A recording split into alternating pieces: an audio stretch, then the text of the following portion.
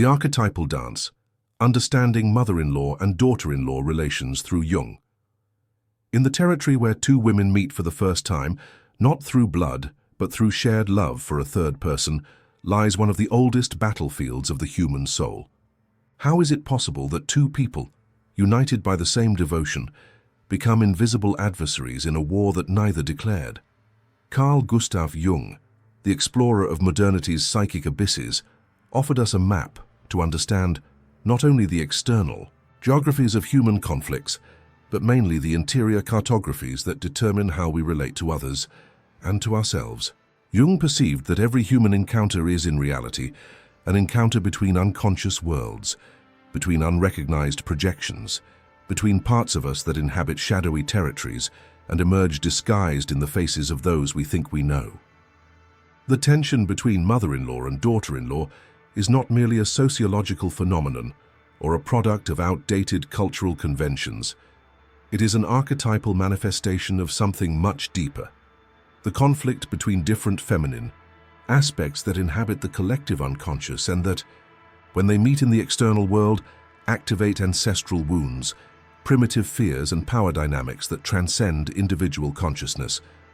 When a woman becomes a mother-in-law, she is not simply receiving a new person into the family. She dares being confronted with a different version of femininity, with an alternative way of existing as woman, mother, and companion. The daughter-in-law, in turn, is not simply entering a new family. She is stepping into sacred territory, where another woman built her maternal identity, where another form of loving was cultivated, where other feminine values were established as truth.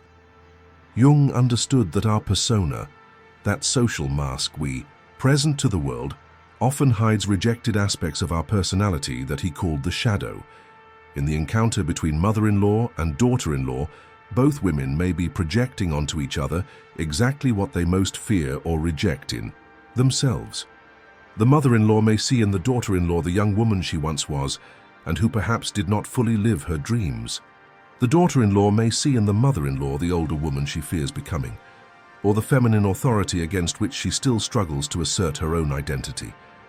But there is something even more subtle and disturbing in this dynamic. Jung discovered that we all carry in our unconscious archetypal images of the masculine and feminine, which he called animus and anima. The mother-in-law, over the years, developed a specific relationship with her son, a particular way of nurturing and loving that shaped not only him, but herself as a mother. When this son chooses a companion, the mother-in-law may unconsciously perceive this choice as a judgment about her own worth as a woman and as a mother.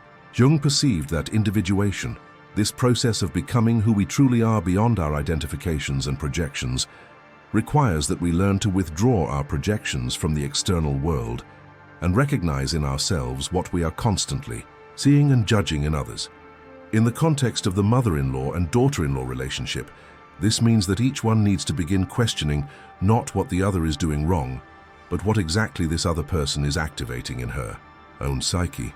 When the mother-in-law feels threatened by the daughter-in-law's presence, she may actually be confronting her own fear of becoming irrelevant, her anxiety about aging, her difficulty accepting that her role as the central figure in her son's life is transforming. When the daughter-in-law feels judged or invaded by the mother-in-law, she may be dealing with her own questionings about her adequacy as a woman, her insecurity regarding her capacity to love and be loved, her struggle to establish her own identity in a world where she feels constantly evaluated. What Jung teaches us is that peace between these two women will not come through superficial concessions, etiquette rules, or conscious efforts to simply tolerate each other. True peace emerges when each of them initiates her own journey of self-knowledge, when they begin to recognize their projections and work with their own internal shadows.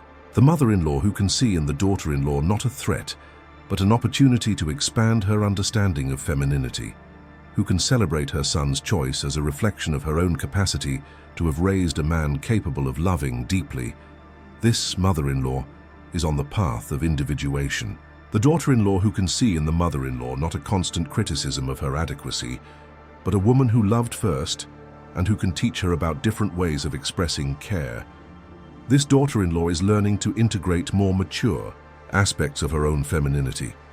There is a profound synchronicity in the fact that these two women met through a third person. Jung believed that there are no true coincidences, that meaningful encounters in our lives always carry deeper purposes than our consciousness immediately recognizes. Perhaps the mother-in-law and daughter-in-law met exactly because each carries something the other needs to integrate within herself. The transformation of this relationship does not happen through forced behavioral changes, but through an internal process where each of the women begins to relate differently to herself. When the mother-in-law stops trying to prove her worth through control or criticism and begins to find her own fulfillment independently of external approval, she naturally becomes less threatening and more genuinely nurturing. When the daughter-in-law stops seeking constant validation and begins to trust her own feminine wisdom, she naturally becomes less defensive and more capable of receiving what the mother-in-law has to offer. The individuation process that Jung described is not a solitary journey, although it requires individual courage to face unrecognized aspects of ourselves. In the context of the mother-in-law and daughter-in-law relationship, the individuation of one facilitates and inspires the individuation of the other. When one of them begins to relate from her authenticity instead of her wounds, she creates a different energetic field that invites the other to also drop her defenses. Jung observed that the most difficult conflicts to resolve are those where both parties are simultaneously right and wrong, where each carries a part of the truth but neither the complete truth. The mother-in-law may be right about certain things she observes in the daughter-in-law, but wrong about her motivations for pointing them out. The daughter-in-law may be right about certain limitations she perceives in the mother-in-law, but wrong about how these limitations truly affect her life. The resolution of these archetypal conflicts does not come through the victory of one over the other, but through the recognition that both are different faces of something greater. The archetypal Great Mother, that aspect of the feminine that nurtures and protects, can express itself through both the mother-in-law's and the daughter-in-law's experience.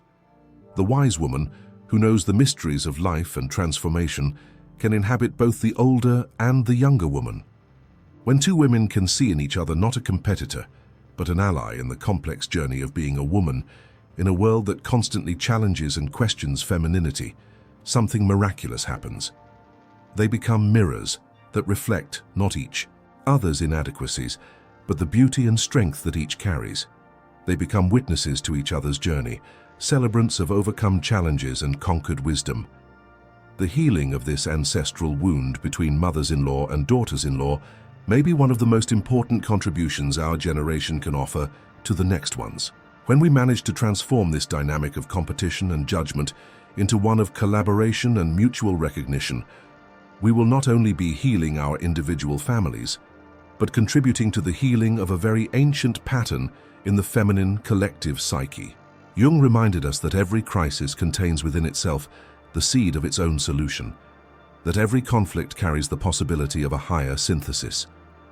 The encounter between mother-in-law and daughter-in-law, however challenging it may be, offers both the opportunity to expand their understanding of themselves and of what it means to be a woman in relationship with other women.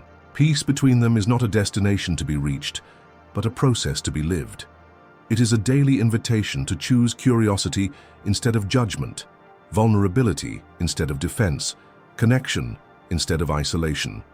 It is a decision renewed at each encounter to see in the other not a threat to be neutralized, but a mystery to be unveiled, a story to be honored, a woman to be celebrated, and perhaps in the end, they will discover that what united them from the beginning is much more powerful than what separates them.